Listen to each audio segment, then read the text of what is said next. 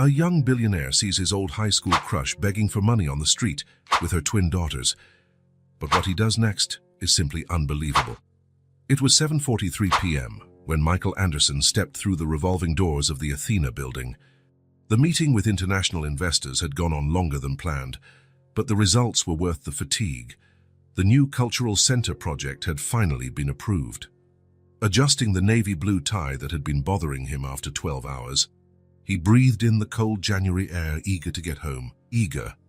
His footsteps echoed along the sidewalk in the heart of the business district when a soft, hesitant voice cut through the evening silence. "Excuse me, could you help us with anything?" Michael slowed down, his attention caught by the figure of a woman standing near a closed shop window. Beside her, two small girls, identical twins, held a small cardboard sign with shaky handwriting. "Please help our family." Something about that scene made him stop completely. The woman kept her face partially covered by disheveled brown hair, but there was something familiar in her voice, something that stirred memories long buried. "Just a little help to buy food," she went on, her voice trembling with shame. The girls, Moors, who looked no older than 4, clung to her worn-out skirt like tiny anchors. That was when one of the girls moved, and the street lamp illuminated the woman's face more clearly. Michael's world stopped spinning. "Sarah?"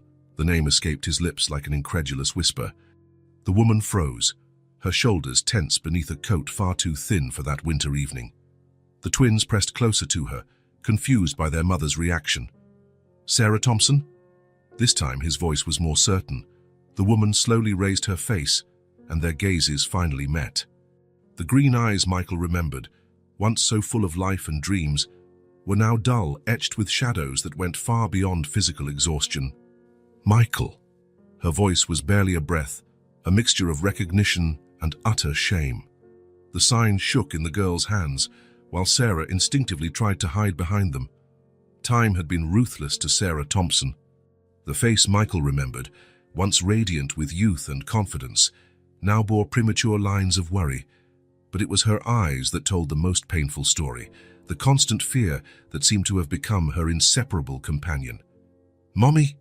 One of the little girls tugged at her sleeve, wide eyes fixed on Michael. "Do you know him?" Sarah swallowed hard, her fingers automatically stroking her daughter's hair. He's an old friend, Emma." "He looks like a prince," the other twin whispered to her sister, still clutching the sign in her small hands. Michael felt his heart tighten. The Sarah he had known, a talented artist full of dreams and determination, was now there, begging on the street with 2 young daughters. His professional eyes, trained by years of volunteering in shelters, picked up on the subtle signs. The way she stood slightly angled, ready to flee, how her eyes constantly scanned the street, the tremble in her hands. "Sarah, do you need help?" She looked away, her hands gripping her daughter's shoulders. We're fine. Just going through a rough patch." "Mommy," one of the girls murmured, tugging on her skirt. "My tummy hurts from hunger." "Emily, shh." Sarah tried to hush her, but it was already too late. Michael glanced at his watch, and then at the brightly lit diner across the street. The red sign of Sunrise Diner blinked invitingly. "There's a diner over there," he pointed gently. We don't need charity," Sarah cut in, but her voice broke on the last word. "It's not charity," Michael replied calmly. "It's a friend catching up with an old friend after a long time. And if I recall correctly, you still owe me a conversation about that junior year art project." Something flickered in Sarah's gaze, a distant memory of simpler days, when their biggest problems were math grades and the wrong shade of acrylic paint. "Do they have hot chocolate there?" Emma asked hopefully, letting the sign slip down a bit. "Emma," Sarah began, but was interrupted by the other twin. "Please, Mommy, it's so cold." Michael watched the conflict on Sarah's face, pride wrestling with necessity, fear vying with the memory of the boy she had known so many years before. She looked at the sign in her daughter's hands, at their worn-out clothes, and then back at Michael. "Hot chocolate and maybe some sandwiches," he suggested gently, keeping his voice casual, as if he hadn't seen the cardboard sign, as if this were just a casual reunion between old friends. The twins looked up at their mother with pleading eyes. Sarah closed her eyes for a moment, and Michael could see the exact instant her resistance gave way. Just for a moment, she finally agreed, her voice barely audible. As Sarah bent down to pick up a small, tattered backpack from the ground, one of the twins carefully folded the cardboard sign, tucking it inside her coat as if it were a shameful secret. The other kept staring at Michael curiously, clinging to her mother's hand. The diner door waited for them on the other side of the street, its bell tinkling softly in the night breeze. Michael knew, with a certainty he couldn't explain, that once they crossed that threshold, his life would change forever. Fate had brought Sarah Thompson back into his path, and this time, he wouldn't let her vanish without a trace. Sunrise Diner was one of those places that seemed to exist outside of time, old-fashioned Formica counters, faded red stools, and a flickering neon sign in the window. Michael watched as Emma and Emily devoured their chocolate milkshakes with the eagerness of those who hadn't had a dessert in ages. Sarah kept her hands wrapped around a cup of black coffee, her eyes downcast, avoiding his. "Slow down, girls," she murmured when Emma slurped her shake loudly. "You'll end up with a stomachache." Her remark triggered such a vivid memory that for a moment Michael was transported 15 years into the past, to a sunny afternoon in the cafeteria at St. Peter High School. "Slow down with that milkshake, Michael. It's like you've never had one before." Sarah laughed, her green eyes shining with amusement as he tried to wipe away the chocolate dribbling down his chin. It was junior year break, and they were celebrating the perfect grade they'd received on their art project. "It's your fault," he protested, still struggling with the napkin. "Who told you to make me laugh right as I was drinking?" She tilted her head to the side, a playful smile tugging at the corners of her lips. "Not my fault you're so easily influenced, Anderson." The sound of childish laughter brought him back to the present. Emily had made a whipped cream mustache, making her sister burst into giggles. For a brief moment, an involuntary smile crossed Sarah's face, so similar to the one from 15 years ago that Michael's heart skipped a beat. "They remind me of you," he said softly. The same smile. Sarah visibly tensed, her hands gripping the cup more tightly. "A lot has changed, Michael." Yes, much had changed. But sitting there, observing the familiar profile under the fluorescent diner lights, Michael couldn't help his mind from wandering back again. The art room was their refuge on Thursday afternoons. The semester's final project required pairs, an exercise in complementary visions. As Mrs. Helena liked to say, Sarah had been assigned as his partner to his secret delight. "So," she said, spreading craft paper sheets over the table, "what do you think about mixing your obsession with straight lines and my organic curves?" He raised an eyebrow, trying to ignore the unintended double meaning. "Are you suggesting a fusion between architecture and nature?" "Exactly." Her eyes sparkled with enthusiasm as she started sketching. "Imagine a building that seamlessly integrates into the landscape, like it grew from the earth itself." It was in that moment, watching her draw with such passion, that Michael realized he was irrevocably in love with Sarah Thompson. The clink of cutlery against china pulled him back to reality. The twins were now devouring a plate of French fries, their milkshakes half forgotten. "Did you keep drawing?" The question slipped out before he could stop it. Sarah shook her head slightly. "No, there wasn't time, or resources." Once again, the past enveloped him like a wave. "I'm going to study architecture," he announced, lying on the school lawn beside Sarah. It was late afternoon, and the sky was painted pink and orange by the setting sun. "While I dominate the contemporary art scene," she teased, but her eyes were serious. "We could open a studio together, Anderson and Thompson, where architecture meets art." "Thompson and Anderson sounds better," he corrected, turning to look at her. "Silly," she laughed, but her laughter died when their gazes met. It was their first kiss, awkward, nervous, and absolutely perfect. "More fries, Mommy." Emma's voice broke through his memories. "No, honey, we've had enough." Sarah wiped the girls' mouths with a napkin, her movements automatic in their maternal routine. Michael watched the scene, trying to reconcile the Sarah of his memories, vibrant, artistic, full of dreams, with the exhausted woman sitting across from him. The last time he'd seen her. "We're moving." Her words fell like stones in the silent afternoon. Sarah stood on her porch, eyes red and puffy. What do you mean, moving? Where to? When? Tomorrow. My dad, he got a job in Philadelphia. We have to leave. But what about us and your college plans? I don't know, Michael. I really don't. They promised to keep in touch. He wrote letters, dozens of them. Some were returned. Most simply vanished into the void, just like Sarah had. Mommy, I'm sleepy, Emily murmured, rubbing her eyes. Sarah immediately began gathering their things, momentary panic visible on her face. We need to go. Where to? Michael asked gently, noticing how she avoided a direct answer. We get by. She tried to stand, but Emma had already fallen asleep against the booth, her face still smudged with chocolate. Michael watched Sarah, not the girl from his memories, but the woman she had become. Under the fluorescent glow of the diner, the shadows on her face seemed deeper, the marks of time more evident. Yet there was still something of the old Sarah there, in the kindness with which she touched her daughters, in the determination that kept her posture upright despite her evident exhaustion. Let me help, he offered, keeping his voice neutral, at least for tonight. Sarah hesitated, her gaze shifting between her sleeping daughters and the darkness beyond the diner windows.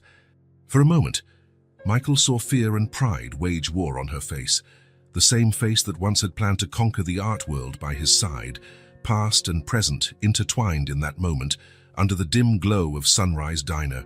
15 years of unanswered questions hovered between them like restless ghosts. But now was not the time for questions.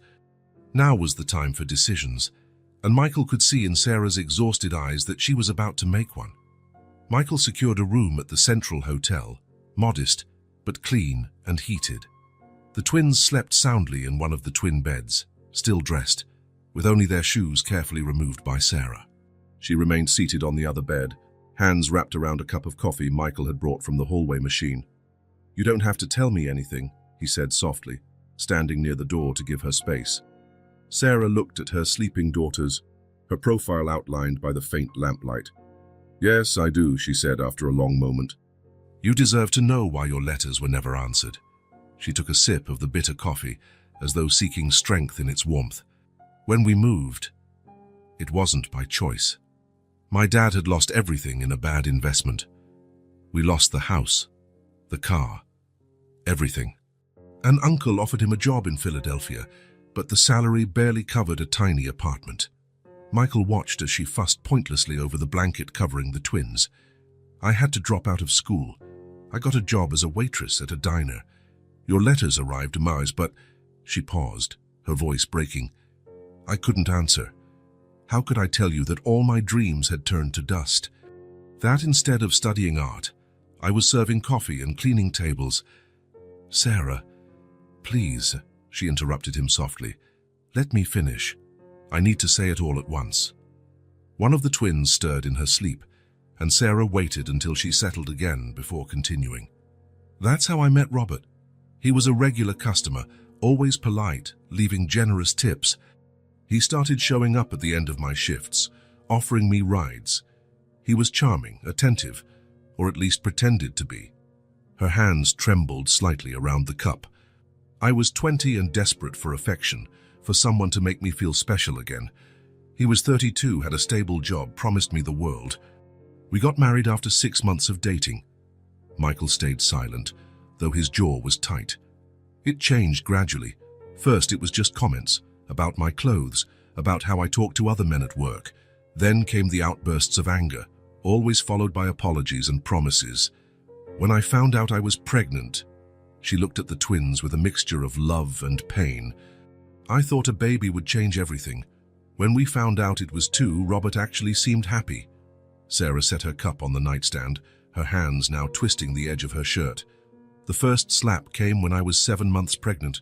He'd been drinking too much. Again, I burned dinner. It was just a slap, he said, an accident.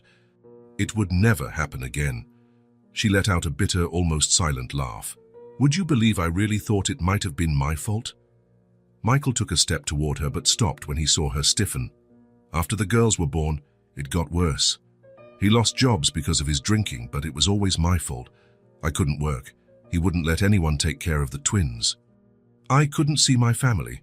Traveling was too expensive. I couldn't have friends, they were a bad influence. Before I knew it, I was completely isolated, depending on him for everything. Emma mumbled something in her sleep, and Sarah automatically reached out to stroke her hair. I tried to run away 3 times before. The first time, he found me at the bus station. The second, I made it to a shelter, but he found out where it was and hung around, threatening to hurt the girls if I didn't come back. The third, her voice faltered. The third time, he broke my arm. Michael closed his eyes for a moment, fighting the rage building inside his chest. But 2 weeks ago, Sarah took a deep breath, her hands visibly shaking now. He came home drunk as usual. The girls were playing in the living room. He stumbled and fell on them. Emily hit her head on the table. It wasn't hard, but it could have been. Silent tears began to stream down her face. I waited until he passed out. I grabbed the girls, a backpack with a few things, and left in the middle of the night. I took bus after bus, always switching cities. We stayed in shelters, but never for long. I'm afraid he'll find us. The money ran out 3 days ago. That's why you were asking for help on the street, Michael completed softly. Sarah nodded, wiping her tears with the back of her hand. I never thought I'd end up like this. That my daughters would have to... Her voice finally broke, and the sobs she had been holding back for so long poured out. Michael crossed the room in 2 strides, sitting beside her on the bed, but not touching her. You've been incredibly brave, he said once her sobs subsided. You protected your daughters, kept them safe. I don't feel brave, she whispered. I feel terrified, all the time. Michael looked at the twins sleeping peacefully, unaware of the adults' conversation. He thought about his architecture firm, the empty apartment he kept as an investment. Sarah, he began carefully, my office needs an administrative assistant, and I have a safe apartment in a building with 24-hour security. She immediately tensed. Michael, I can't... Yes, you can, he interrupted gently. It's not charity. It's a real job opportunity, with real pay. And the apartment, think of it as a loan. You can pay me back once you're settled. I don't know anything about admin work, she protested weakly. But you learn fast, you always did. He hesitated before continuing, and the twins need stability. A home, a school. Sarah glanced at her daughters again, and Michael could see the conflict in her eyes. Fear fighting hope, distrust colliding with the desperate need for a safe haven. He could find us, she whispered. The building has security. We can file for protective measures. I have lawyer friends who can help. Michael kept his voice firm and practical. You're not alone anymore, Sarah. Silence stretched for several minutes, broken only by the soft breathing of the twins. Finally, Sarah spoke, her voice so low he could barely hear. All right. A single tear rolled down her cheek, but this time, Michael realized it was a tear of relief, of hope, perhaps. But on one condition, she continued, and for the first time that night, he saw a flash of the old Sarah in her eyes. I'll pay back every cent. I don't ever want to owe anyone again. Michael nodded, respecting her need for independence. Deal. Across the room, Emily stirred in her sleep, murmuring something about hot chocolate. Sarah immediately stood up to check on her daughters, her movements those of a mother used to being on guard at all times. Watching her, Michael made a silent promise to himself. The girl who once dreamed of painting the world had been broken, but not destroyed. And he would do everything in his power to help her rebuild her life, one day at a time, one step at a time, until she could dream without fear again. The cursor blinked insistently on the computer screen as Sarah stared at the Excel spreadsheet with a mix of confusion and frustration. It was her 3rd day as an administrative assistant at Michael's office, and the project control workbook looked more like an unsolvable puzzle than a simple data table. All you have to do is click here and drag to copy the formula, Patricia, the accountant, explained for the 3rd time that morning. Her polite tone barely concealed her impatience. Then just update the values. Sarah nodded, her hands trembling slightly over the mouse. The phone rang, making her jump in her seat. It was the 5th call from the twins' school that week, and it was only Tuesday. Anderson Architecture, good morning, she answered, trying to keep her voice steady. Mrs. Thompson, this is the secretary at St. Clair's School. Her heart immediately pounded. Did something happen to the girls? Emma is crying a lot, asking for you. We tried to calm her down, but... Sarah closed her eyes, torn between maternal panic and the consciousness of Patricia's disapproving gaze. Can I speak to her? A few seconds later, Emma's small voice came through the phone. Mommy, come get me. Please? Honey, Mommy's working. Remember we talked about this. You need to be strong, but I'm scared. What if he finds us here? Sarah's blood ran cold. On the other side of the office, she saw Michael emerge from his room, probably alerted by Patricia to yet another interruption. No one will find us, sweetheart. The school is safe. Remember? There are guards at the gates. Emily's crying too, Emma sobbed. Please, Mommy. 20 minutes later, Sarah finally managed to calm the girls enough for them to return to class. By the time she hung up, she had lost all the data she'd been entering into the spreadsheet. A wrong click during the call had undone an hour's work. Sarah? Michael's voice sounded close to her desk. Could we talk for a minute? In his office, Sarah sat stiffly on the edge of the chair, expecting to be fired. Are the girls struggling at school? The gentle question caught her off guard. They've never been in a school like this before. Everything is so new. Michael nodded, thoughtful. It must be scary for them, and for you too. Sarah lowered her eyes to her hands. I'm sorry about all the interruptions and the mistakes. I promise I'll do better. I just need a little more time. I'm not worried about that, he interrupted softly. I'm worried about the three of you. The apartment Michael had arranged was on the 10th floor of a building with 24-hour security. It was larger than anywhere Sarah had lived in recent years, with 2 bedrooms and a small balcony. Yet, even with all the locks on the door and the cameras in the corridor, she still spent hours awake at night, startled by every noise. Mommy, Emily called from the improvised bed on the floor. They hadn't been able to get enough furniture yet. Story time, Sarah lay down between her daughters, as she did every night. Once upon a time, there were 2 very brave princesses. Who lived in a tall castle? Emma added sleepily. Yes, a very tall, safe castle.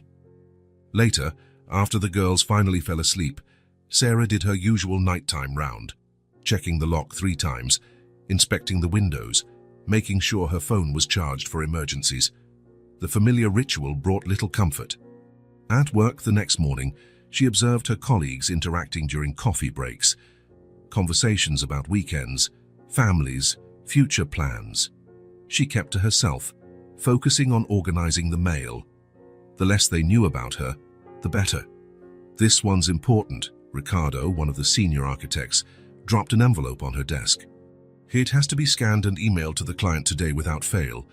Sarah looked at the scanner as though it were a snake about to strike. After 10 minutes of frustrated attempts, the machine finally swallowed the document, only to freeze entirely. No, she muttered, pressing buttons at random. Let me help, a gentle voice sounded behind her. It was Anna, the receptionist. This scanner has its quirks. Come on, I'll show you how to handle it. During lunch, Sarah hid in the empty break room to call the school. The twins had made it through the morning without incident, a small miracle. As she ate her sandwich, she opened the office procedures manual Patricia had given her, determined to master those programs that looked like alien languages. From the doorway of his office, Michael discreetly watched her attempts. He saw her jump at the sound of the printer automatically turning on, noticed her constant checks of the emergency exits, observed how she flinched whenever someone approached too suddenly. Sarah felt his attentive gaze but pretended not to notice. It was easier that way, to keep people at a distance, building invisible walls that protected her but also isolated her.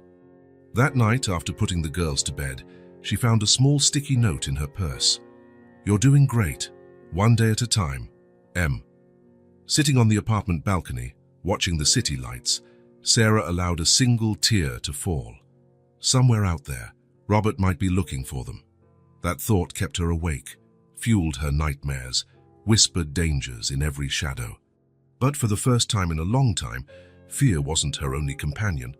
There was also a faint hope, fragile as a flame in the wind, but still there. The twins were safe. She had a job, a roof over their heads, small steps in a new world. Hesitant steps, perhaps, but steps forward nonetheless. 2 weeks after she started at Anderson Architecture, Sarah was still struggling with the digital filing system. The folders seemed like an infinite maze, and she often saved documents in the wrong place, confusing the entire team. Again, Sarah? Patricia sighed when she discovered the Marina project files mixed with the corporate center ones. You really need to pay more attention. It affects everyone's work. Her remark stung, but Sarah merely nodded, swallowing her humiliation as she reorganized the files. Her cell phone vibrated, the 5th message from the school that morning.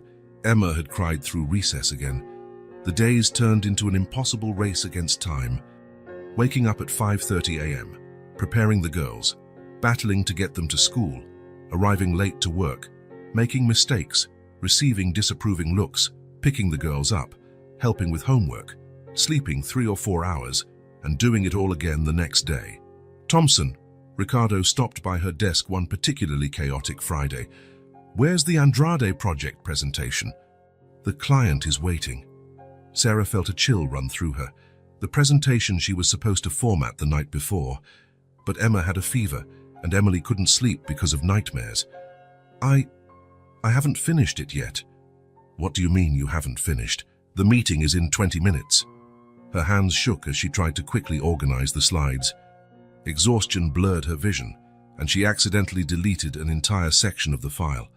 For God's sake, Ricardo exclaimed, drawing everyone's attention. Michael, I need to talk to you now. Sarah watched, mortified, as Ricardo marched into Michael's office. Through the glass walls, she could see the senior architect's irritated gestures. 10 minutes later, Michael's voice came over her intercom. Sarah, please come to my office. Legs trembling, she stood up. Patricia watched with a mix of pity and annoyance. In the neighboring cubicles, 2 other architects whispered, probably betting on how much longer she would last. Sit down, Michael indicated the chair as soon as she entered. His tone was serious, but there was something in his eyes that didn't match an impending dismissal. I'm sorry, she began, the words pouring out. I know I've let everyone down, but I can do better. I will do better. The girls are still adjusting to school and Sarah, Michael interrupted her gently, opening a folder on his desk. Take a look at this. She blinked, confused, when she saw her own drawings, sketches she doodled during meetings when she thought no one was watching. Layout revisions, facade modifications, interior ideas. You redesigned the entire Andrade lobby. He pointed at one of the sketches. And your suggestions for the landscaping at the corporate center are exactly what we've been missing. I shouldn't have done that, she murmured. I'm sorry if I came across as meddling. On the contrary, Michael leaned forward, you have a natural talent for design. It's a waste of your potential to keep you only in administrative work. Sarah felt a familiar jab of hope, dangerous, painful hope. But I need this job, the bills, the girls' school. And you'll keep it, he assured. But I have a proposition for you. He paused, watching her closely. There's an evening interior design course at the Institute of Arts. 3 nights a week. The immediate panic must have been evident on her face, because Michael quickly added, Before you say no, let me finish. I know an excellent babysitter, Maria. She worked for my sister for years, completely reliable. I can't leave the girls with a stranger, Sarah protested, that familiar fear squeezing her chest. Sarah, Michael's voice was gentle but firm. Look at yourself. You're exhausted, making mistakes, barely staying awake. The girls need a functional mother, not someone on the brink of collapse. The words hit home, because they were true. The night before, she had fallen asleep helping Emma with math homework. The week before that, she'd forgotten the girls' lunches at home twice. What if, she swallowed hard, what if something happens to them while I'm gone? Maria has experience with traumatized children, Michael explained softly. My sister hired her after my nephew went through a difficult situation. She knows how to handle fears, nightmares, anxiety. Sarah looked again at her drawings scattered on his desk. There was something in them that reconnected her to her past, not the traumatic past with Robert, But before that, when she dreamed of creating beauty in the world. How much does the course cost? It's an investment from the company in your education, Michael answered. You can reimburse me when you're working as a designer. Sarah fell silent, gazing out the window. Outside, the city sprawled under the afternoon sun, the same city where somewhere Robert might be. The familiar fear tightened her chest.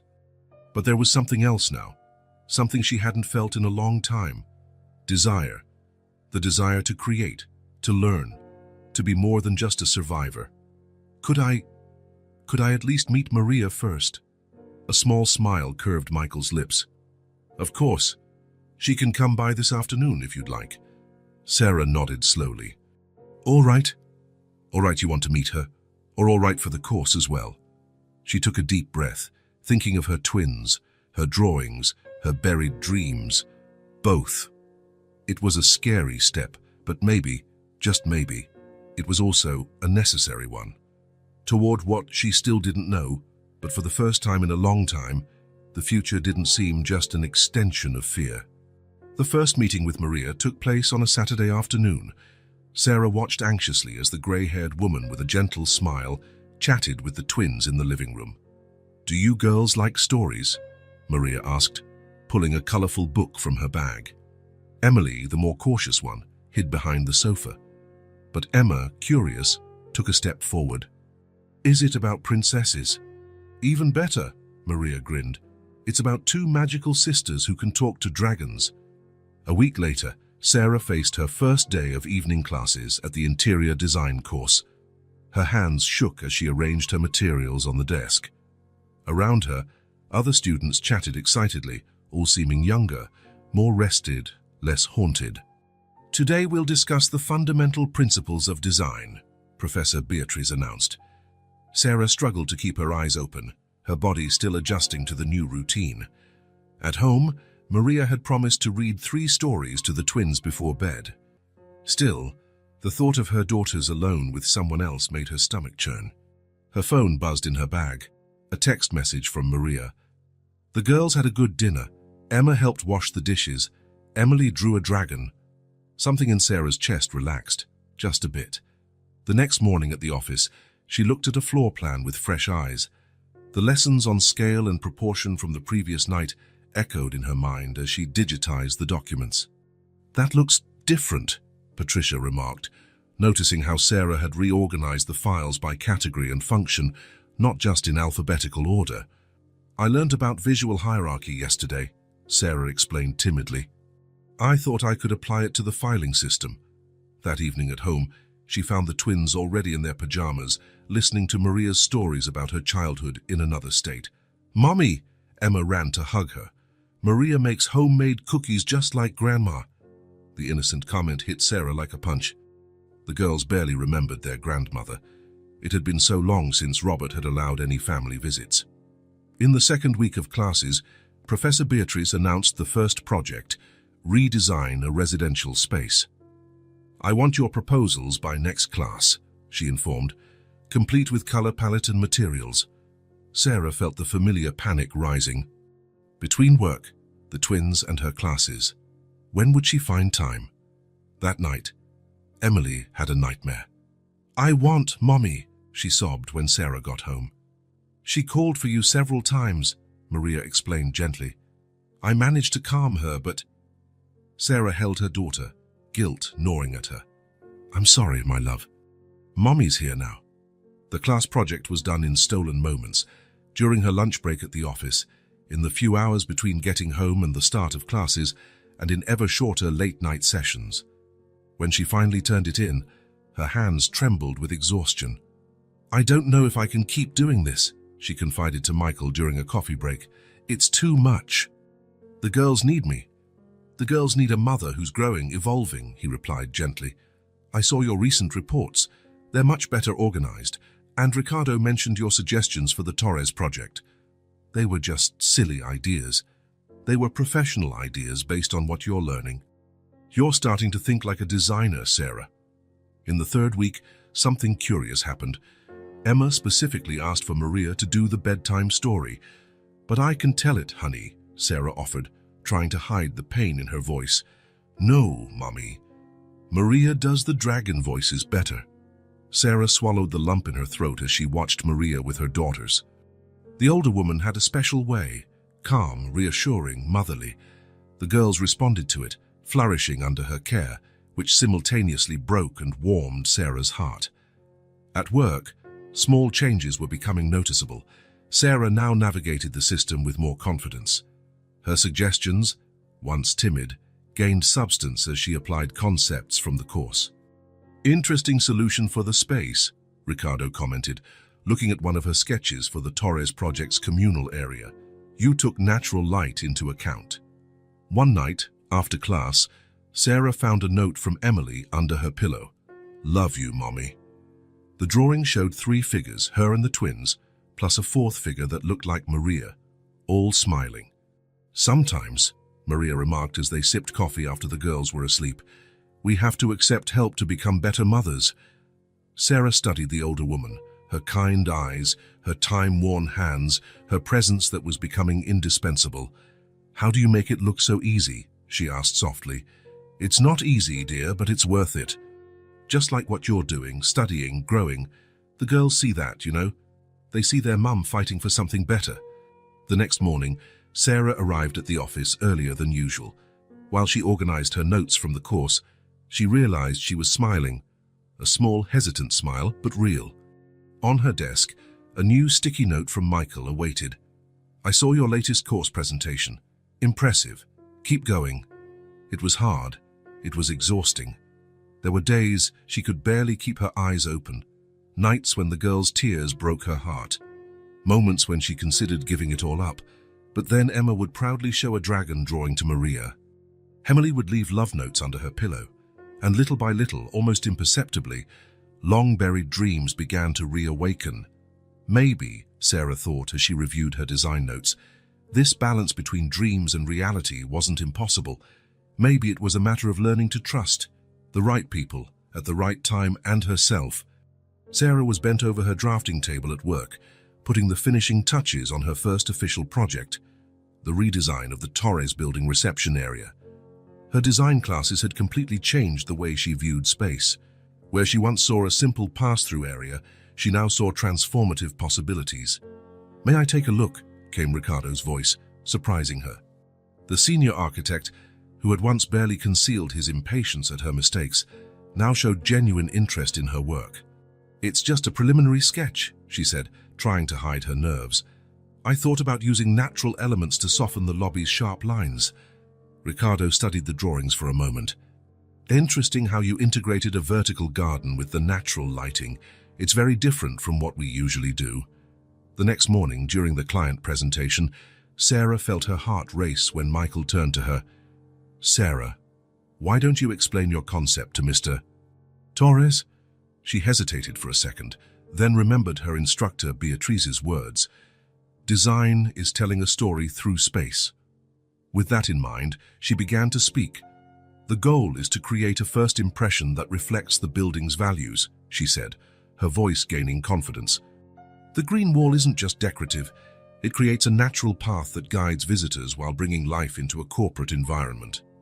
Mr. Torres, a businessman known for his critical eye, leaned forward in interest. "And these wooden panels?" "Certified wood, sir. They offer a welcoming feel, breaking the chill of glass and concrete.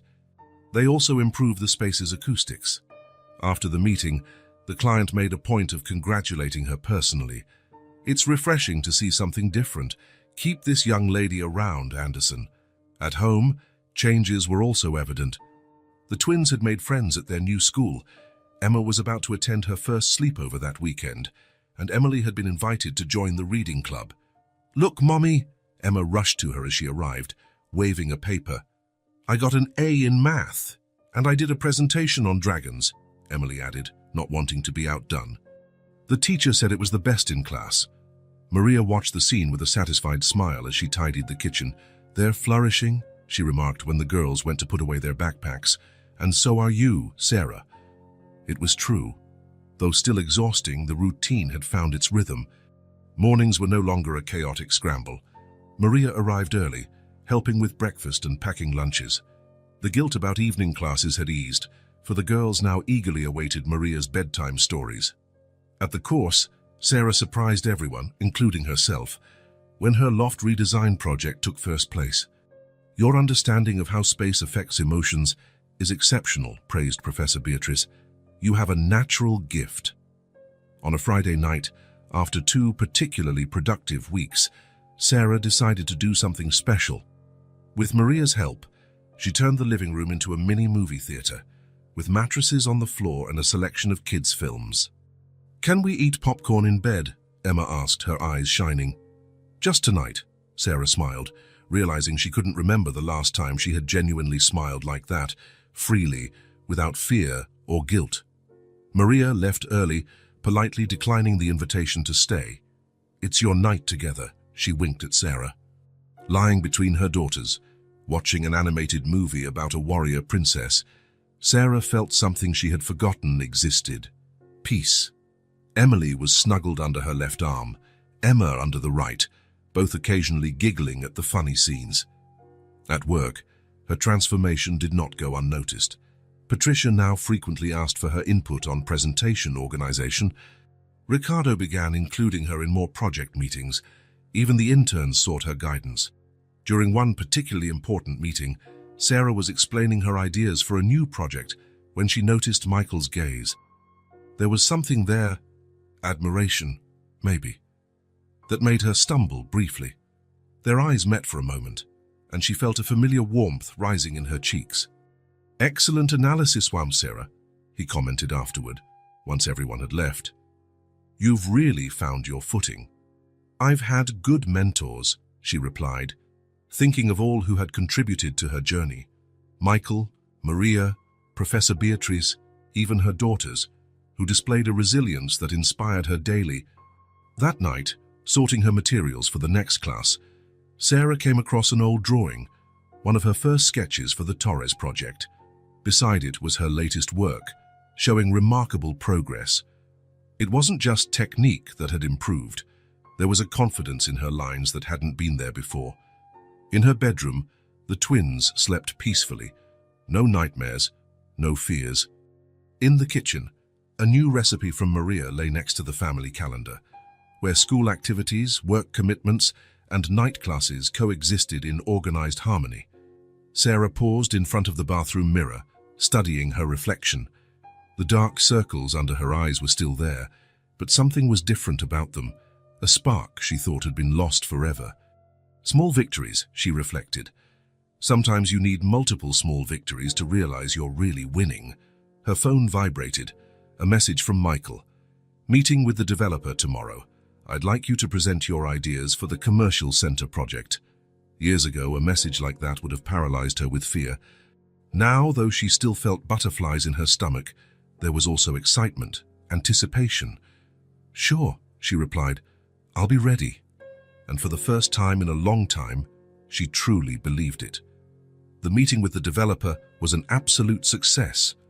Sarah could hardly believe it when, 2 days later, Michael called her into his office with a smile he rarely wore during work hours. "Have a seat," he gestured to the chair, but his tone was far from the stern one of their old talks. "The developer's feedback was outstanding. They particularly loved your ideas for the common area." Sarah perched on the seat, still not entirely comfortable with praise. "It was a team effort. It was your fresh perspective that made the difference," Michael interrupted kindly. "That's why I'm promoting you to junior design assistant." The air seemed to vanish from the room for a moment. "What? Actually, I've been considering it for a few weeks now. Your progress in class, the way you've applied your knowledge here, the evolution of your projects." He slid a contract across the desk. "Your salary will increase significantly, of course."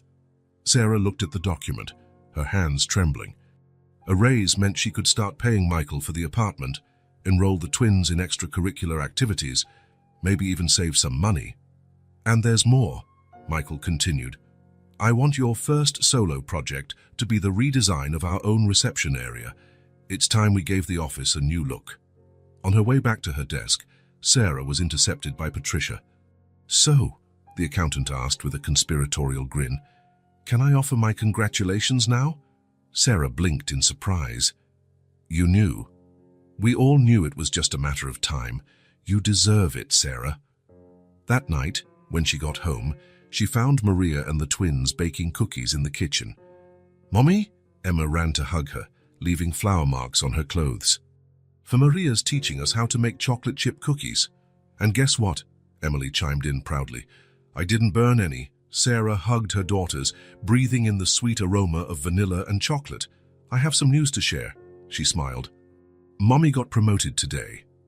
The girls didn't fully understand what that meant, but the genuine happiness on their mother's face was all they needed to see, and they started jumping and shouting in the kitchen. Maria smiled, her eyes shining with pride. "That calls for an extra batch of cookies." The following days were a whirlwind of activity. Sarah threw herself into the reception project with an energy she didn't know she still had. Between course assignments, work, and the twins, she slept even less than before. But there was an excitement driving her forward. "I was thinking of these colors," she explained to the team during a project presentation meeting. "The sage green on the main walls creates a serene atmosphere, while copper accents add sophistication without ostentation." Ricardo nodded in approval. "The way you've arranged the furniture is also interesting. It creates flow without sacrificing functionality. But not everything went smoothly." Mr. Mendez, a client known for his difficult temperament, wasn't impressed with her ideas for his residential project. "Too modern," he criticized, frowning at the presentation boards.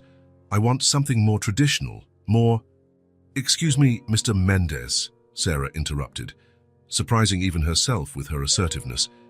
"May I show you how these modern elements actually complement the classic style you appreciate?" For 40 minutes, she guided the client through her vision, explaining every choice, every detail. By the end, not only had he approved the project, but he also asked to expand its scope to include more areas of his home. "Impressive," Michael remarked after the client left. "You understood him better than any of us." Sarah blushed slightly at the compliment, noticing how Michael's gaze lingered on hers a moment too long. The reception project advanced quickly. Sarah often lost track of time, absorbed in details and specifications. One evening, Anna, the receptionist, stayed late to help her with measurements. "You know," Anna commented as they held the measuring tape, "we're organizing a picnic on Sunday. Why don't you come? Bring the girls. It'll be fun." Sarah hesitated, her automatic reflex to isolate herself clashing with her growing desire for connection. "There will be other kids," Anna insisted gently. "Lisa is bringing her twins, and Paolo's bringing his daughter." Can I think about it?" "Sure," Anna smiled. "Just let me know by Friday." When the first day of construction arrived for the reception area, Sarah brought the twins to see. It was a Saturday, and the office was empty except for a few workers starting demolition. "Wow," Emma exclaimed, looking at the mood board Sarah had created. "Did you do all this, Mommy?" "I did," Sarah replied, watching her daughters examine every detail of the sketches with fascination. "You're like a magic artist," Emily declared, with the absolute certainty that only a child can have. Sarah felt tears sting her eyes. Somewhere inside her, the girl who once dreamed of painting the world smiled. On Monday, during the team meeting, Sarah presented the detailed timeline for the renovation. Her hands no longer trembled when pointing out details in the slides. Her voice did not waver when answering questions. "Excellent work," Michael praised at the end. Their gazes met briefly, and for a moment Sarah felt that familiar warmth in her chest, something that had been happening with increasing frequency. Back at her desk, she found a sticky note from Anna. "So, Sunday at the park. The girls will love it." Sarah looked out the window, thoughtful. The fear was still there, a constant presence whispering caution. But now there was something stronger, a desire to live, to belong, to let her daughters have a normal childhood. Picking up her phone, she typed a message to Anna. "What time does the picnic start?" The reply came instantly, full of cheerful emojis. Sarah smiled, turning her attention back to the technical drawings on her drafting table. At some point in the past few months, without her noticing, the office had transformed from merely a workplace into something more, a place where she could grow, create, dream. And maybe, she thought as she made notes on her project, it was time to allow other changes to happen too. Sunday dawned surprisingly sunny for an autumn day. Sarah spread a plaid blanket on the grass at City Park while watching Emma and Emily run around with Lisa's twins from the office. It was still early, but several families already occupied the lawn with their own blankets and picnic baskets. "Relax," Anna smiled, noticing how Sarah kept checking the perimeter of the park. "This is one of the safest places in the city. There's security at every entrance." Sarah nodded, trying to quell her hypervigilance. The girls seemed so happy, so normal. Emma had clumsily tied a bow in her own hair, insisting she was old enough to do it herself. Emily carried her dragon book, ready to show it to her new friends. "Uncle Mike!" Emma's sudden shout made Sarah turn abruptly. Michael stood by the playground, dressed casually in jeans and a polo shirt, a sight so different from the businessman she was used to seeing at the office. Emma ran toward him, followed closely by Emily. "The girls invited me on Friday," he explained as he approached, noticing Sarah's surprise. "I hope that's okay." "Of course," Anna replied before Sarah could gather her thoughts. "The more the merrier." "Uncle Mike, come see what I can do on the swing." Emma tugged his hand. "No, see my new book first," Emily protested, grabbing his other hand. Sarah watched, fascinated as Michael let the twins lead him around. There was a natural ease to his interactions that caught her off guard. He listened with genuine interest as Emily explained the complex hierarchy of dragons in her book, asked relevant questions, and laughed at silly jokes only children find funny. "He's great with kids," Lisa commented, sitting down beside Sarah. "You should see him with my boys when they visit the office." The group grew throughout the morning. Paolo arrived with his daughter, Julia, bringing a basket of fruit. Ricardo and his wife showed up with homemade pastries. What started as a small picnic became an impromptu celebration. "Uncle Mike!" Emma shouted from the top of the slide. "Look!" Sarah felt a strange sensation in her chest, hearing that affectionate nickname. The girls had never been close to a male figure since, well, ever. "Careful up there, kiddo," Michael called back, strategically positioning himself to catch her if needed. The morning flowed in a succession of moments that seemed lifted from a life Sarah thought she'd never have. Emily reading aloud to a small group of captivated kids, Emma learning to throw a frisbee with Lisa's twins, genuine laughter echoing in the warm autumn air. "More lemonade," Michael offered, sitting beside her on the blanket. "Thanks." When he handed her the cup, their fingers briefly touched. The accidental contact sent a familiar shiver down her spine, an echo of feelings buried long ago. "They look happy," he remarked, watching the twins. "They do, don't they?" Sarah smiled, allowing herself to relax a bit. "Sometimes it's hard to believe how much has changed in such a short time." "You've changed too," Michael said quietly. "You seem lighter." Sarah fiddled with the rim of her cup, thoughtful. "I'm still scared," she admitted in a low voice. "All the time, but it's different now. I don't know how to explain." "You don't have to," he said gently. "You're letting yourself live again. It's a process." A soccer ball rolled toward them, followed by Emma running, breathless. "Uncle Mike, come play with us. Please, please." Michael glanced at Sarah, as though asking for permission. She nodded, smiling. "Only if your mom plays too," he answered, standing and offering his hand to Sarah. For a moment, she hesitated. The touch, the closeness, the vulnerability of allowing such a connection. But then Emily joined her sister, eyes shining with anticipation, and Sarah realized it might be time to take another small step. The game was a joyful mess, with no clear rules except plenty of laughter. At one point, Michael hoisted Emma up so she could kick the ball into the makeshift goal, and the sound of her genuine laughter brought tears to Sarah's eyes. "Are you okay?" he asked later, when the children were distracted by ice cream treats. They had drifted a little away from the group, sitting on a bench beneath an old tree. The late afternoon sun cast dancing shadows through the leaves. "I'm fine," she replied, surprised by the truth in her words. "It's just seeing the girls like this, so happy, so safe. Sometimes it feels like a dream." "A good dream, I hope." "Yes," she smiled, then hesitated before continuing.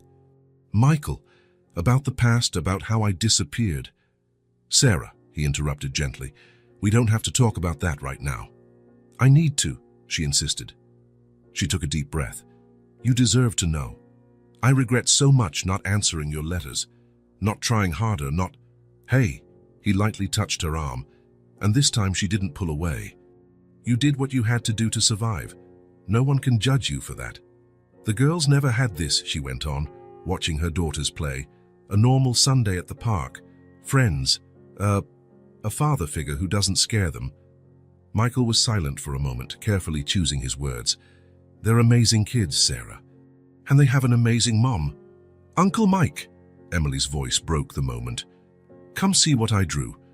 Sarah watched as he stood, once again pulled along by her daughter's excitement. The sun was starting to set, painting the sky shades of pink and orange reminiscent of those distant afternoons on their high school lawn. But now it was different. The Sarah of 15 years ago had dreamed of a bright future, brutally interrupted.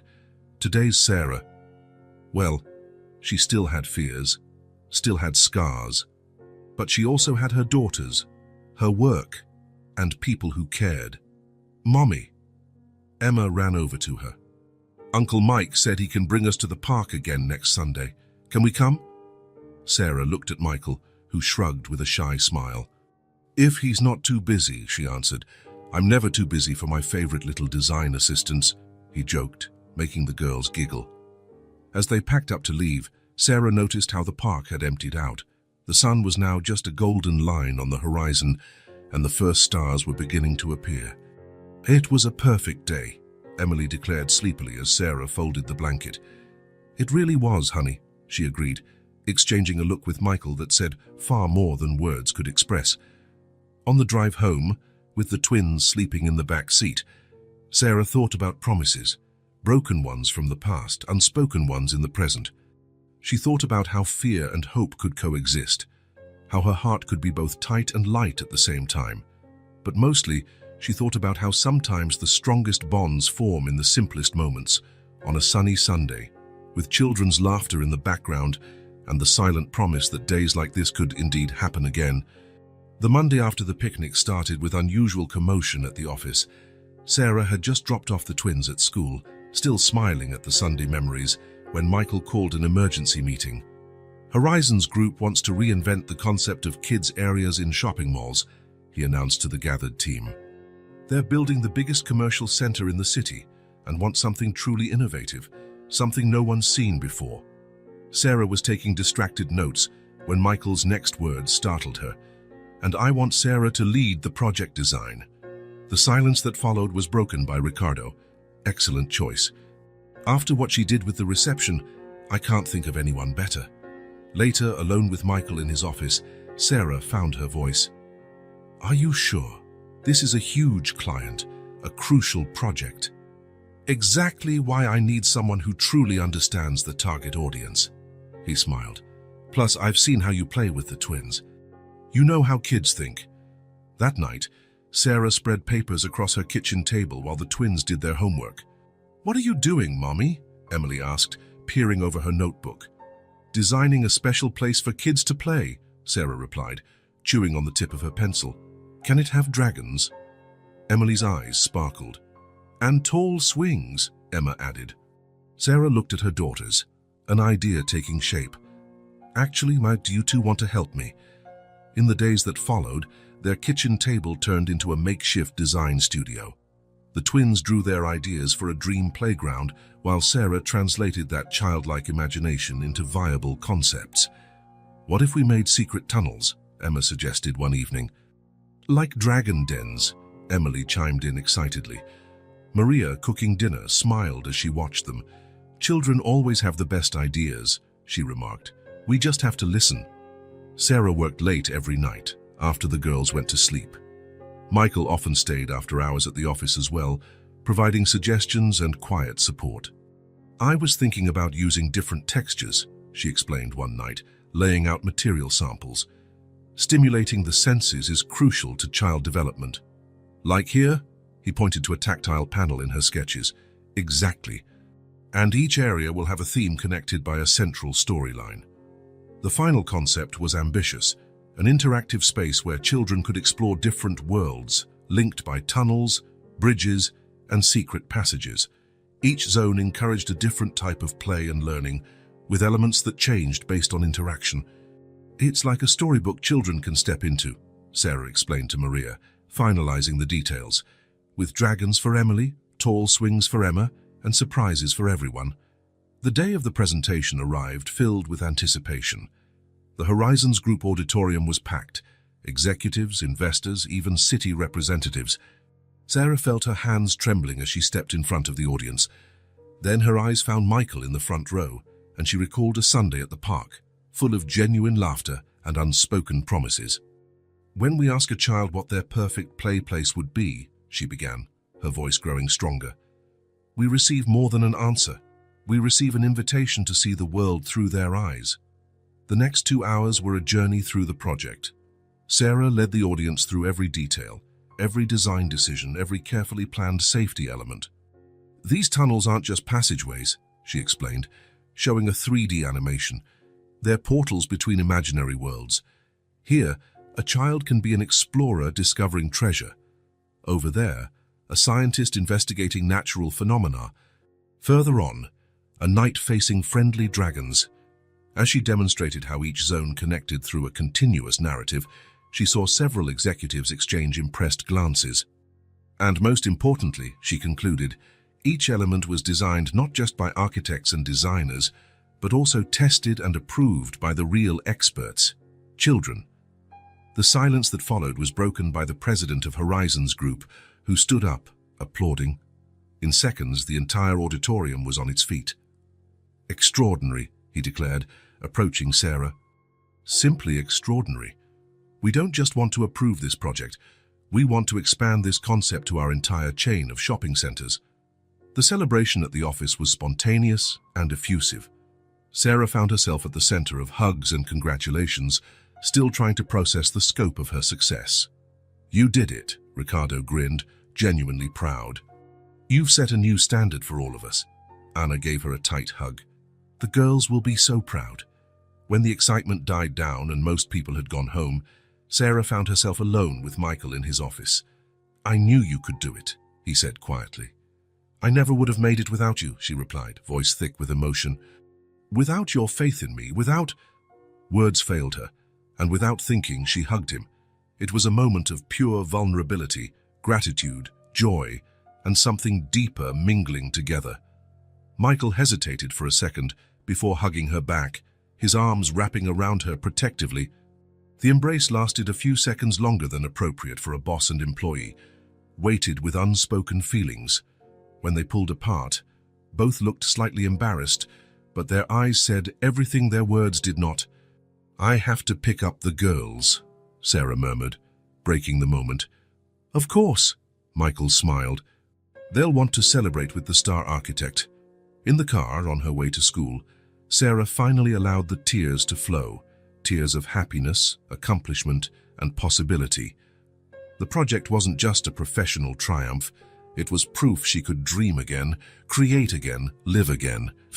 In her bag, the twins' original drawings for the project were carefully tucked away, silent witnesses to how the most beautiful dreams sometimes arise from the hardest stories.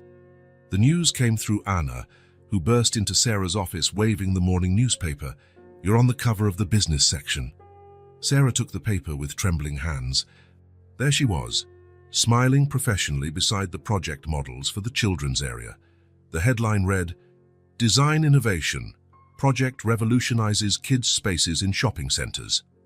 "The reporter wants an exclusive interview," Michael mentioned, leaning against the doorway. Horizons Group is promoting the project as the new gold standard in inclusive design. The interview was scheduled for that afternoon. Sarah chose her words carefully as she spoke about her creative process and how her experiences with her daughters influenced the design. "And how was your journey to this point?" the reporter asked. "We heard you only recently returned to your career." Sarah hesitated, her gaze meeting Michael's, who stood discreetly in the corner. He gave her a slight nod, encouraging her. "I haven't always had the opportunity to pursue my dreams," she began cautiously. "There were obstacles. But with support, determination, and a lot of work, I managed to rebuild my professional life." The story published the next day was more than a simple architecture feature. It was a narrative of overcoming. Single mom resumes her career, revolutionizes the market with innovative design. "Mommy, you're famous," Emma exclaimed over breakfast, studying the newspaper photo. "Can I take it to school?" Emily asked. "I want to show my teacher." Sarah felt her heart constrict, a mix of pride and fear. The more exposed she was, the greater the risk. At the office, the atmosphere shifted subtly. Her colleagues, now knowing fragments of her story, showed a new kind of respect. "Sarah," Michael called her at the end of the day, "the board made a decision. You're being promoted to full designer." She blinked, stunned. "So soon?" "Soon," he chuckled softly. "You've revolutionized our concept of kids design, brought nationwide publicity to the firm, and you still question if you deserve it." The new salary was nearly triple her old one. Sarah sat at her desk, staring at the contract, silent tears streaming down her cheeks. "Hey," Patricia approached, offering her a coffee. "You deserve every penny." "It's not just that." Sarah wiped her eyes. "It's everything. How you all welcomed me, supported me." "We're family here," Ricardo added, joining them. "And families take care of each other." The word family should have hurt, but instead it brought comfort. Here she was, finally part of something bigger, accepted and valued for who she was. "I have another suggestion," Michael said during a meeting a few days later. "The Institute of Architects wants someone to speak about inclusive design at their next conference. I thought of you. Me giving a lecture. Who better? You turned personal experience into professional innovation." They spent several evenings preparing the presentation. On one of those nights, after the twins were in bed and Maria had gone home, Sarah and Michael found themselves alone at the office. "I think this slide should come earlier," she suggested, leaning over the laptop. Michael came closer to see, his arm lightly brushing hers. The accidental touch sent shivers along her skin. When she turned her head, their faces were dangerously close. For a moment, time seemed to stand still. Michael's gaze shifted to her lips, and Sarah felt her heart race. The distance between them slowly dwindled. The phone rang, piercing through the office silence. Both pulled back abruptly, the moment broken. "Hello?" Michael answered, his voice slightly husky. Yes, I understand. No, we can reschedule tomorrow."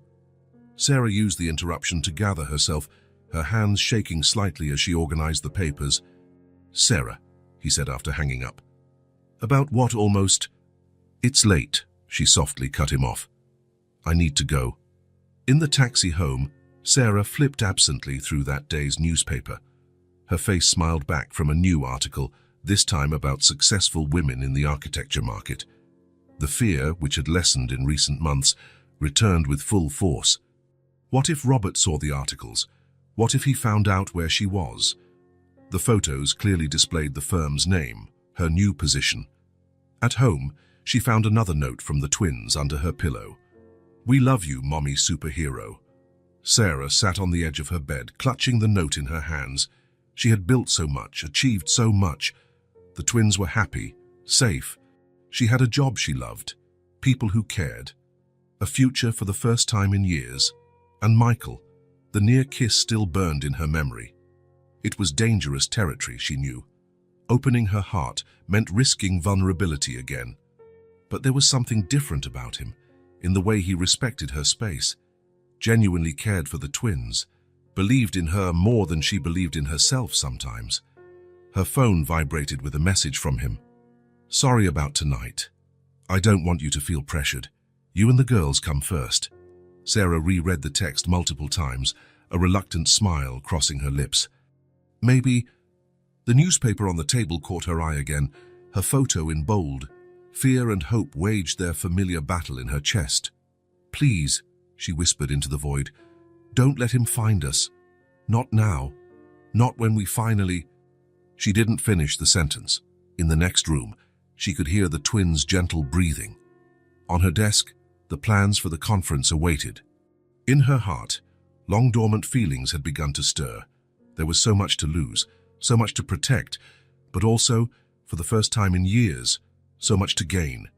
Thursday dawned grey, threatening rain. Sarah had just dropped the twins at school and was arriving at the office when she saw him. A staggering figure by the building entrance, holding a crumpled newspaper. Her blood turned to ice. Even after all this time, even at a distance, her body instinctively recognized the threat. Robert. For a moment, the world slowed to a crawl. Sarah stayed frozen in her car, her mind screaming at her to drive away, to protect the girls. But before she could act, Robert spotted her. "So this is where you've been hiding," he snarled, walking toward her car. She could smell the alcohol even through the closed window. The big-shot architect, Mother of the Year. Sarah gripped the steering wheel so hard her fingers went white. Through the rearview mirror, she saw Anna arriving at work, immediately sensing something was wrong. "Get out of the car, Sarah," Robert banged on the window. "We need to talk about you stealing my daughters." "Is everything okay?" Anna's voice came through Sarah's phone. At some point, she must have dialed Sarah. "Security's on the way." Robert kept pounding on the window, his voice growing louder. "Think you can humiliate me like this? Your face in the papers, acting better than everyone." In the mirror, Sarah saw Ricardo and Patricia arriving, stopping as they realized what was happening. Her phone vibrated non-stop. Probably Michael. "Get out of the car!" Robert roared, now hitting the window hard enough to shake the vehicle. The sound, that all-too-familiar sound of violence teetering on the brink, finally shattered her paralysis. With trembling hands, Sarah grabbed her phone. "Michael," she whispered, her voice barely audible. "He's here." "I'm 5 minutes away." His voice was controlled but tense.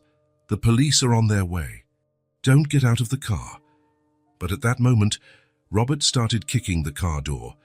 The metallic thuds reverberated through Sarah's bones, stirring memories of other doors, other times of terror. "Ma'am?" One of the building's security guards approached cautiously. "Do you need help?" Robert turned on him, swaying. "This is a family matter." "Back off." Sarah saw more colleagues arriving for work, all stopping, shocked by the scene. Anna was still on the phone, probably also with the police. Patricia and Ricardo stood nearby, ready to intervene if needed. "You have no power over me anymore," Sarah whispered to herself, recalling her therapist's words. Summoning a strength she didn't know she had, she opened the car door. Robert stumbled back, momentarily surprised. "Leave," she said, her voice steadier than she felt. "You have no rights over us anymore." "Rights?" He let out a bitter laugh, waving the crumpled newspaper. "Are you kidnap my daughters, publicly smear me and talk about rights?" "You lost any rights when you raised a hand to them," Sarah answered, stepping forward. Behind her, she could sense her co-worker's protective presence. "When you made them live in fear of their own father." "You ungrateful bitch!" Robert lunged, but the security guard quickly stepped between them. That was when Michael arrived, practically jumping out of his car. "Step away from her," his voice sliced the air like steel. "And who are you?" Robert sneered. "The new sucker she's playing." Sarah saw Michael's jaw tighten, but his tone remained controlled. "I'm the man who's going to make sure you never go near her or the girls again." Sirens blared in the distance. Robert looked around, realizing he was surrounded by security and office workers, all forming a protective barrier around Sarah. "This isn't over," he threatened, stepping back. "It is," Sarah said, surprised at her own firmness. "It ended the moment I decided my daughters deserved a life without fear." 2 police cars screeched to a halt.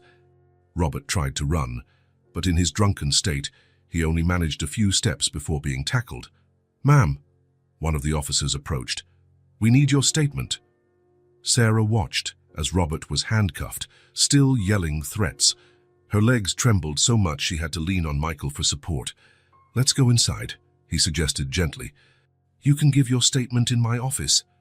In the elevator, surrounded by her protective colleagues, Sarah finally let the tears fall. "Shh." Anna wrapped her in a hug. "It's over. You're safe." "The girls," Sarah sobbed. "I need to get the girls." "I've already called Maria," Michael assured her. "She'll pick them up and take them straight home. We have security stationed at the school too." In Michael's office, while they waited for the police to come up, Sarah tried to control her breathing. "Here," Patricia offered her a glass of water. "And I called my sister. She's the best family lawyer in town. She'll handle your case personally. I can't afford. The firm will cover all legal costs, Michael said gently. Non-negotiable, Sarah. You're part of our family now. Ricardo, who had been on the phone, approached. The police confirmed he'll be charged with threatening behavior and disturbing the peace.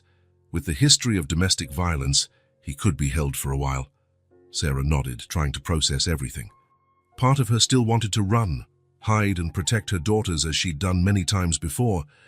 But then she looked around, at Michael, who hadn't left her side for even a second, at Patricia, already gathering documents for the case, at Anna, holding her hand in silent support, at Ricardo, coordinating security with the building staff. I'm not running anymore, she declared, more to herself than to anyone else. No more living in fear. Michael knelt in front of her, taking her hands. You're not alone in this fight, Sarah. Not ever again. When the officers arrived to take her statement, Sarah spoke. She spoke of years of abuse, of failed escapes, of constant terror. She spoke of the night she finally fled, the months spent in shelters, and rebuilding her life from scratch. We'll request an urgent protective order, Patricia's sister, the lawyer, explained later. With witnesses and evidence, we can get a permanent restraining order. The day blurred into a series of statements, paperwork, and phone calls. When she finally got home, she found Emma and Emily watching cartoons with Maria, seemingly unaware of that day's drama. Mommy? They ran to hug her. Sarah held them tight, breathing in the scent of their hair, feeling their little hearts beating against her own. Everything's okay, my loves, she whispered. Mommy promises everything's okay. Later, after the girls were asleep, Sarah found Michael waiting in the living room. He'd insisted on stopping by to make sure she was all right. How are you really? He asked softly. Terrified, she admitted, but also free somehow, like a weight's been lifted. You were amazing today, Michael said. So strong. I don't feel strong. But you are. You always have been. He hesitated before continuing. And now you have an entire army by your side. Sarah looked out the window at the city lights. Somewhere, Robert was in a cell, unable to harm her family. Tomorrow would begin the legal battle, but for the first time, she wouldn't be fighting alone. Thank you, she whispered, for everything. Michael just smiled, that smile that made her heart race, even in the darkest moments. The fear was still there, she knew. It would probably always be there, at some level. But something else was stronger now. Determination. Determination to live, to create, to love, to be free. Sarah nervously adjusted her grey blazer as she waited in the courthouse hallway. 3 weeks had passed since the confrontation with Robert, and today was the hearing for a permanent restraining order. It's going to be fine, Anna whispered, squeezing her hand. The waiting area was filled with familiar faces, Patricia and her lawyer sister, Ricardo and his wife, several co-workers, and Michael, of course, who hadn't left her side throughout the process. How are the girls? He asked gently. Maria promised to make chocolate chip pancakes for breakfast. Sarah mustered a faint smile. They were more concerned with which toppings to choose than anything else. The courtroom door opened, and Patricia's sister gestured for them to enter. Sarah's heart pounded when she saw Robert on the other side of the room, now sober and in a suit, looking smaller and less threatening than in her memories. All rise, the court officer announced. Judge Davidson was a middle-aged woman with sharp eyes and a serious expression. She flipped through the documents for a few moments before speaking. Miss Thompson, her voice was clear and professional. Can you tell us about the events that led you to request this restraining order? Sarah took a deep breath, briefly meeting Michael's eyes in the audience. Then she began to speak. She spoke about the start of the relationship, how the violence escalated, of nights of terror, hidden bruises, forced isolation. Her voice shook as she described the incident with the twins, but she didn't stop. And when he found you at your workplace, the judge asked, he was drunk, aggressive, tried to force me out of the car, threatened, liar. Robert stood up abruptly, making Sarah flinch instinctively. Mr. Thompson, the judge's voice cracked like a whip. One more interruption, and you'll be removed from the courtroom. Sarah continued her testimony. now with more strength in her voice. She described rebuilding her life, the constant fear of being found, the twins' ongoing nightmares. "Your daughters are in therapy, correct?" the judge asked. "Yes, Your Honor." Sarah hesitated, tears pooling in her eyes. "They still get startled by loud noises. Emma cries if she sees someone drinking alcohol. Emily panics when she hears yelling." The hearing continued for hours. Witnesses were called, co-workers describing the incident, Maria speaking about the girls' behavior, even the twins' teacher testifying about their fears and anxieties. Finally, after what felt like an eternity, Judge Davidson spoke. "Based on the evidence presented and the testimonies heard, this court grants a permanent restraining order. Mr. Thompson is prohibited from coming within 500 yards of Miss Thompson, her daughters, her residence, or her workplace. He is also forbidden from any direct or indirect contact." The relief Sarah felt was so overwhelming, her legs nearly buckled. Michael was at her side instantly, supporting her. "It's over," he whispered. "You did it." Silent tears rolled down Sarah's cheeks as she watched Robert being led away. He looked even smaller, defeated, nothing like the monster of her memories. Outside the courthouse, her friends waited with smiles and hugs.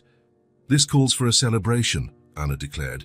"Dinner at my place tonight. No excuses."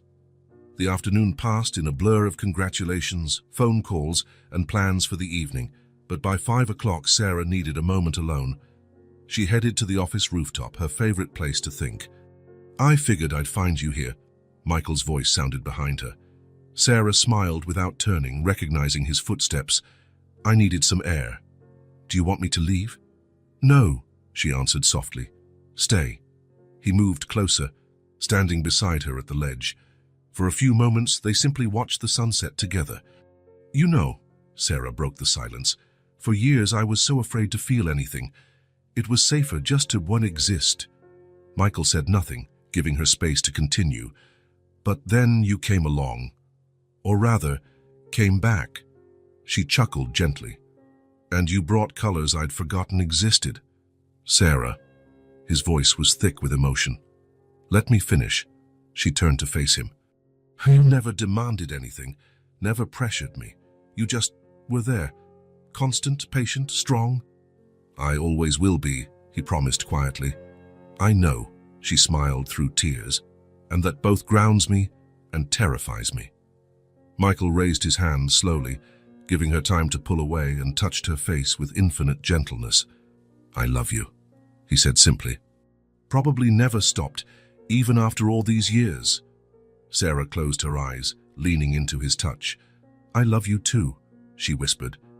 "And that scares me so much." "You don't have to be afraid." He leaned closer. "We can take this at your pace." This time, when their faces drew nearer, there was no phone to interrupt. The kiss was soft, tender, full of silent promises. "Hasisha!" A shrill cry made them break apart. Emma and Emily stood at the rooftop entrance, Maria behind them with a conspiratorial grin. "Sorry," the babysitter laughed. "They insisted on a surprise." "Mommy kissed Uncle Mike!" Emma bounced with excitement. "Does that mean he's going to be our dad?" Emily asked hopefully. Sarah felt her heart swell with love as Michael knelt down to the girl's level. "It means," he said seriously, "that I care a lot about your mom and about you two. And if you'll let me, I'd like to be part of your lives." The twins exchanged a glance before Emma declared, "Okay, but you have to promise to do dragon voices as good as Maria's." Michael's laugh echoed across the rooftop, genuine and free. Sarah watched as he was tackled by a double hug, her heart brimming with an emotion she hadn't felt in so long. Pure happiness without fear. Later, at Anna's house party, surrounded by friends who had become family, Sarah allowed herself to truly believe. In second chances, in new beginnings, in love, in a future without fear. The small chapel was decorated with white flowers and soft shades of blue. Sarah gazed at her reflection in the mirror as Maria adjusted the final details of her dress, simple and elegant, just as she had dreamed. "Mommy!" Emma burst into the room, her light blue dress flaring as she moved. "Emily doesn't want to wear the flower crown." "It's not a crown," Emily argued, following her in. "It's a wreath and it's itchy." Sarah couldn't help smiling. 6 months had passed since the court hearing, since that first kiss on the rooftop. 6 months of growing love, a family forming, and dreams coming true. "Come here." She beckoned her daughters closer. "I'll tell you a secret." The girls moved in, curious. Sarah stroked their rosy cheeks. "Did you know that when I was little, I also hated wearing flowers in my hair?" "Really?" Emily's eyes widened. "Really? But then I learned that sometimes the things that feel uncomfortable at first can bring a lot of joy later." Emma took her mother's hand, her eyes shining with wisdom beyond her years.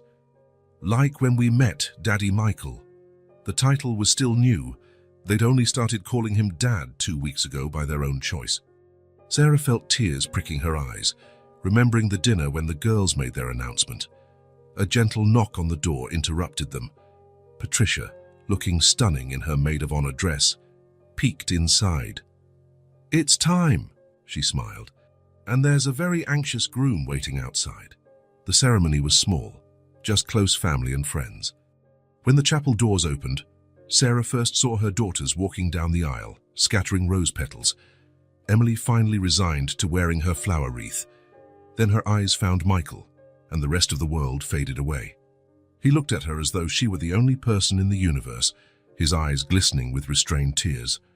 "Ladies and gentlemen," the officiant began, "we are gathered here not just to celebrate a union, but to witness a miracle of love, how it can heal, transform, and create new beginnings." During the vows, Michael surprised everyone by kneeling not only before Sarah, but also before the twins. "I promise," he said solemnly, "to love and protect not just your mum, but both of you as well. I promise to be the father you deserve, the friend you need, and the fierce dragon who keeps all your fears at bay." The girls laughed through tears, breaking protocol to hug him right there. The reception was held in the garden of their architecture firm, now officially Anderson and Thompson Architecture. Sarah's promotion to junior partner had been announced the week before, along with news no one expected. "Attention, everyone," Michael called, tapping his glass. "Before the toasts, I have 2 important announcements." Sarah squeezed his hand, knowing what was coming next. "First," he continued, "I'm proud to announce the creation of the New Beginnings Foundation, dedicated to supporting victims of domestic violence, offering not just shelter, but opportunities for a fresh start, scholarships, professional training, and transitional housing." Emotional applause filled the garden. Sarah saw Maria discreetly wipe away tears. "And second," Michael grinned, pulling Sarah close, "in about 7 months, our little architects here will have a baby brother or sister to help with the projects." The twins, who already knew the secret, jumped with excitement. Emma rushed to place her hand on her mum's barely there belly, while Emily was already making plans. "If it's a girl, she can sleep on my side of the room." "No, my side," Emma protested. 3 months later, Sarah sat in the office of their new home, a design she and Michael had created together. The construction plans sprawled across the desk, some corners doodled on by the twins. "What do you think of changing the garden layout?" Michael asked, leaning over, one hand resting protectively on her now visible bump. "We could create a special play area for the kids." "With a treehouse," Sarah suggested, smiling as she felt a kick from the baby. "And a flower bed just for Emily. And tall swings for Emma." Outside, they could hear the girls' laughter as they played with Maria, who insisted on remaining part of the family even after Sarah and Michael married. Sarah closed her eyes, leaning back against Michael's chest.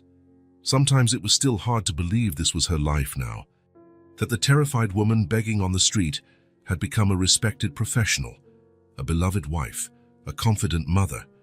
"What are you thinking about?" Michael kissed her neck softly. "Journeys," she replied.